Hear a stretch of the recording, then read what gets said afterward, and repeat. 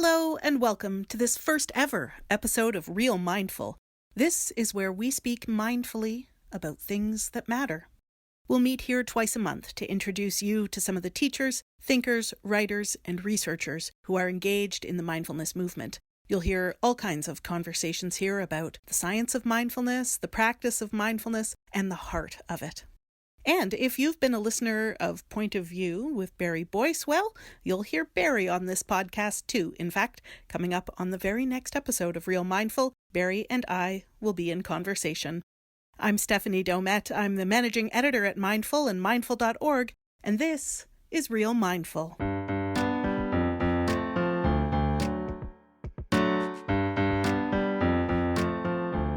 Being a crybaby was like being a target. That's Ruth King. She's one of this year's powerful women of the mindfulness movement, nominated by their peers and featured in the August issue of Mindful magazine. Ruth is a teacher, an author, and a clinical psychologist, and she's our guest on this episode of Real Mindful. Now, I spoke with her back in February, before the leaves were on the trees, and a time that felt deeply unsettled and unsettling. Ruth told me that for her, hate is non-negotiable. She doesn't want to hold on to it.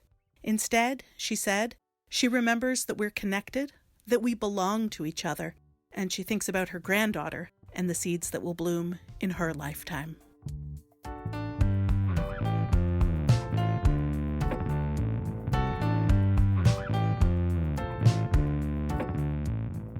Well, first of all, thank you so much for doing this interview with me, Ruth King. It's such a pleasure to be with you this afternoon. It's a pleasure to be here, Stephanie. Thank you. Let's start as close to the beginning as we can. Can you give me a sense of how you came to mindfulness, what that journey was for you?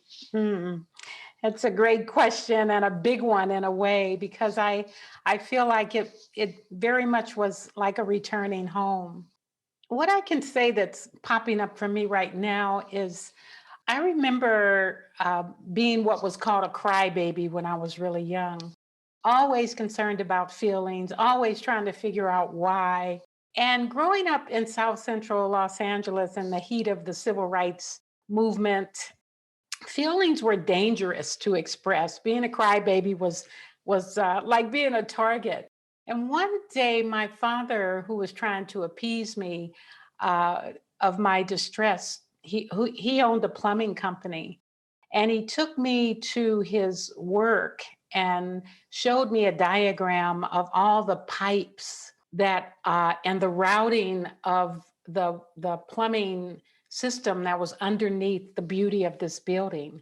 And I was so struck to see that there was a system of meaning at play, right? That if the water, in order for the water to flow, it had to be aligned and connected and at certain elevations and all this stuff. And it was really beautiful to see that system. And I was so fascinated with the system of meaning. It so resonated for me. As I think in retrospect, what I would call that is a sort of sacred geometry. It's a way of figuring things out, figuring out how things flow, right? And so it just stayed with me, this kind of imprint of there is a method of madness underneath the beauty, underneath the chaos. There's a way that is natural for things to flow.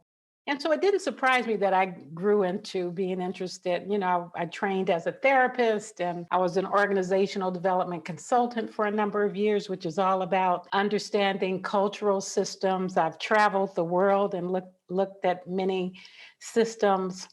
Mindfulness represents a very divine system of meaning because it has that routing and ways of laying out strategies and approaches to understanding the mind and the body and the relationship with the heart and the impact that has on our connective systems of flow, right? So it just was like coming home. I guess it's the easiest thing to say. Coming home was what attracted me. And of course, I grew up seeing a lot of suffering. Suffering was the norm. Suffering was also a creative base. So it wasn't like I was afraid of the suffering, but I wanted to figure it out. Did you And say suffering was a creative base? it was a creative base. For example, my mother was a musician. She was a pianist and she played improvisational jazz. And Mhm. we had these jam sessions at our house on Friday, and everybody came and they dressed up.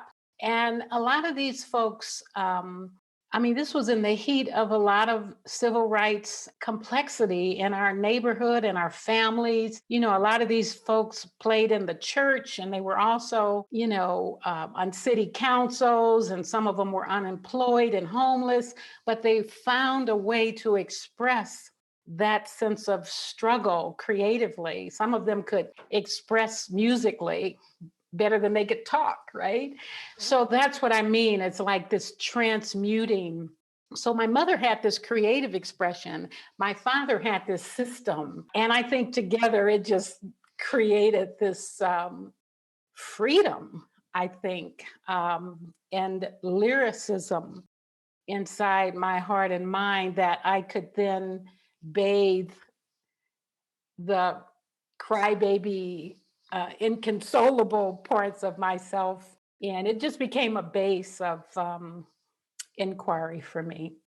And I think mindfulness just provided a practical way to step into investigation that had a more satisfying and nourishing response, because the answers outside of myself just weren't getting it. They were just stimulation. And when I was able to drop into the system of mindfulness more deeply, I found that I can console myself, that the crybaby had a satisfying bottle to nurse from that wasn't dependent on the circumstances. So, a great sense of inner stability, a soulful sense of relaxation, and a joyful way of kind of laughing at life from time to time. So how's your crybaby these days? My crybaby's good. She still cries. She still cries, but she knows that crying is a comma. It's not a period, right? It's just here and now, and because there's a lot to cry about right now at this time, as you know. So I let my crybaby have her way. I don't put my crybaby in harm's way. I don't let her drive the car or go to the protest, right? I kind of take care of that part of me in a way that the release can happen without being a target. I love that idea that the crying is a comma, not a period. Can you Yeah. say a little bit more about that? Well, you just don't stop there. One of the things that mindfulness teaches you is that there is that what's happening in my mind is not personal, permanent, or perfect. So if crying is not permanent, then you can relax into the nature of it being impermanent. That what's happening right now is not going to be forever. And I've grown to trust that through the practice of mindfulness, because the minute you get still and close your eyes, the first thing you're going to notice is the fleeting nature of the mind, right? It's just constantly changing. Stuff pops and it goes away. It pops up and it goes away. Crying is like that. That's what I mean by a comma. When you sit with that enough and you can see both the tears as well as when they subside, after a while you start to trust that that's going to be the nature of it, and you know that from the inside. And so it's not the end of the story, a period. It's a comma, and then you can relax maybe more in what happens next, in the release of the tears. I think of that, the way you do improv on stage, you say yes and. Yes, Yeah. exactly. Yes, Yeah. it's like that, Yeah. right? And as you said, rightly so, there's a lot to cry about these days. Yeah. What a time to be alive. It's a time. It's a time. And it's a time to be awake. What's happening needs to be seen.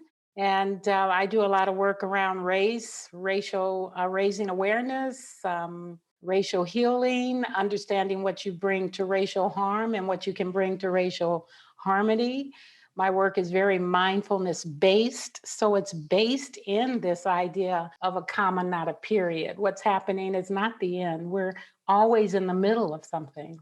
And that trusting, or if you will, or that practice of trusting the impermanence, the imperfection, the impersonal nature of what's happening, actually, then you end up finding yourself, or at least I find myself in a place where I can be more responsive, less on fire, but more with fierce clarity about what I'm seeing, how I'm understanding it. Because at this stage as an elder, it's important to me to not waste my energy, to be very shrewd about where I place it. I want it to matter. I want it to have to make a difference. So I have to make sure that I have to set that up to make sure that happens in this world. So how we work with our energy is important. We're always planting seeds. So we need to really become more conscious of what they are because they're being planted, whether we're conscious of them or not. And I want some blooms for my great granddaughter and all of the children that are coming. I want them to see some blooms of goodness and compassion and connection. As you're speaking, I'm thinking about time, and how urgent things feel and how long it takes. And I would just love to hear what you're thinking about time and kind of Mm-hmm. how to work with that feeling of urgency Mm-hmm.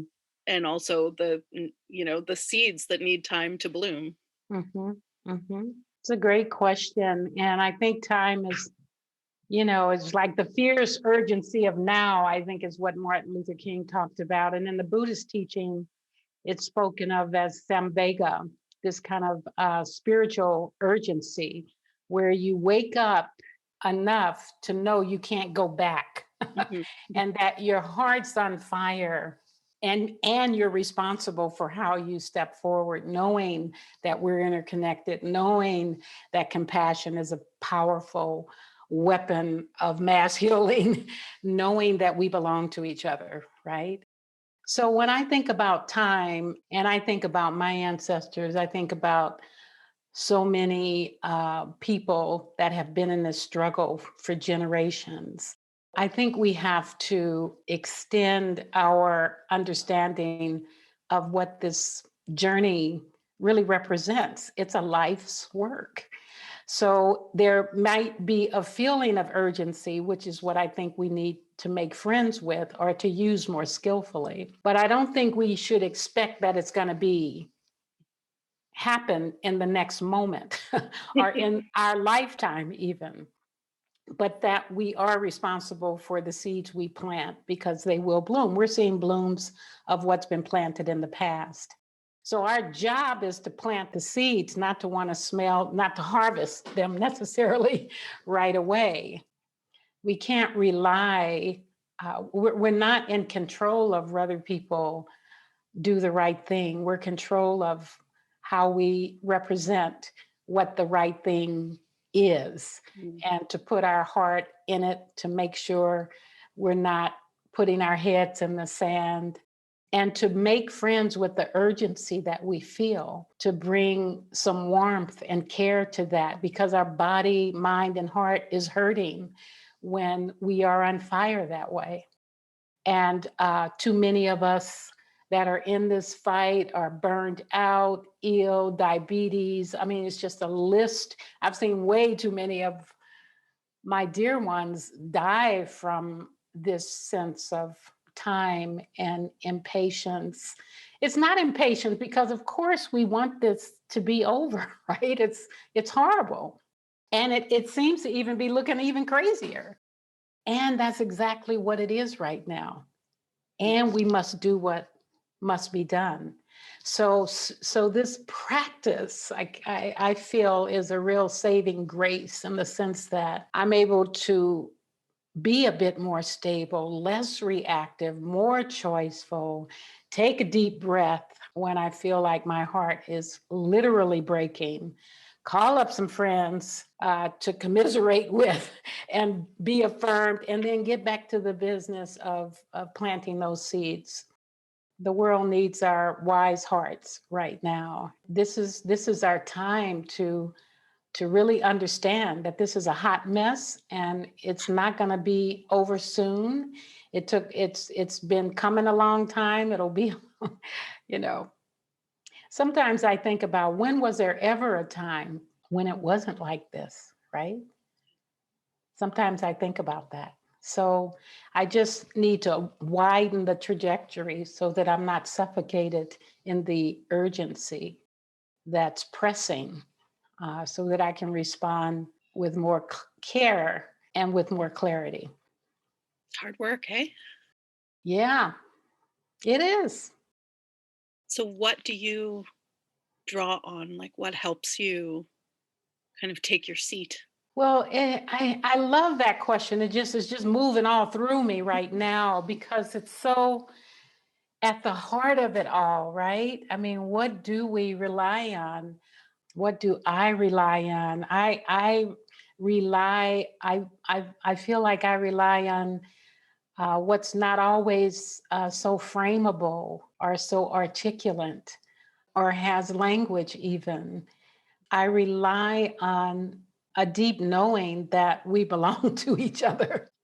Yeah, I think what I rely on more than anything is this practice because it brings such stability and clarity, and it does create in me a certain spaciousness that supports room for both the beauty and the chaos. And I've noticed, I think, since being in the practice for this long, I feel like I'm trusting it more and able to rest in between the spaces of the craziness. I rely on that. I rely on knowing that the intensity I was feeling just this morning is not with me right in this moment, and that it is likely to rise again the minute I go watch the news, right? So that rhythm, that flow, the nature of it all, I rely on that plumbing system that's underneath the beauty and chaos of the world. I rely on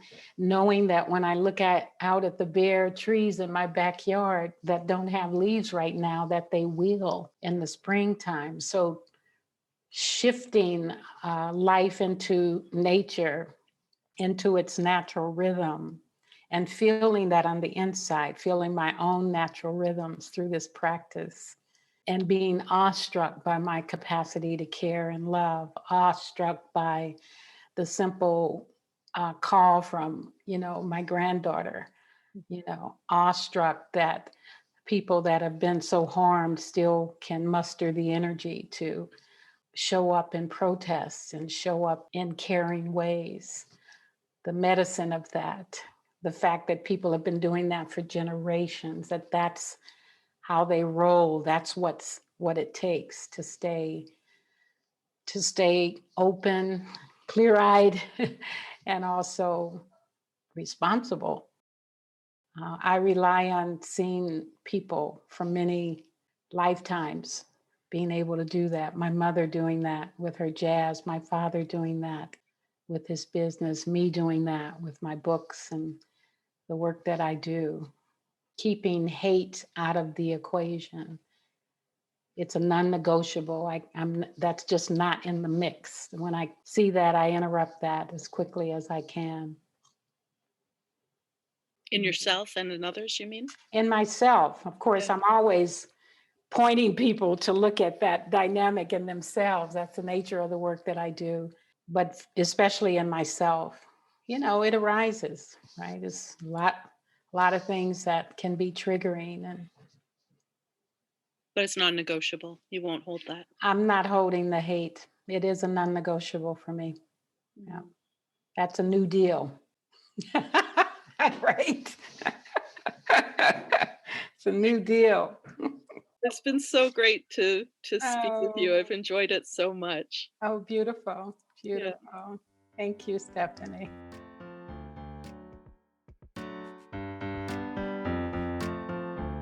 The amazing Ruth King, educator and author of Mindful of Race, Transforming Racism from the Inside Out. You can read more about Ruth in the August issue of Mindful or at mindful.org. Next time on Real Mindful, Barry Boyce, the mindful vulgarian himself, will be here. I have been saving up my questions for him. Barry and I have not been in conversation in a podcast for about a year, so this will be a rich one. You won't want to miss it. Meantime, if you enjoyed this episode of Real Mindful, perhaps you would leave us a review. You can find us on Spotify, iTunes, Google Podcasts, or, well, wherever you're listening from. Your review helps other listeners decide whether Real Mindful is right for them. And we'd love to hear from you. You can let us know what you thought of our conversation with Ruth King, or suggest a topic or guest for a future episode. Drop us a line at yourwords@mindful.org. And did you know we have a weekly practice podcast called 12-Minute Meditation? Well, we do. Each week you'll get a sweet little mindfulness practice all wrapped up and delivered directly to your ears for your practicing pleasure. You can subscribe to 12-Minute Meditation wherever fine podcasts are found. We'll return with another episode of Real Mindful in 2 weeks. Till then, look after your inner crybaby.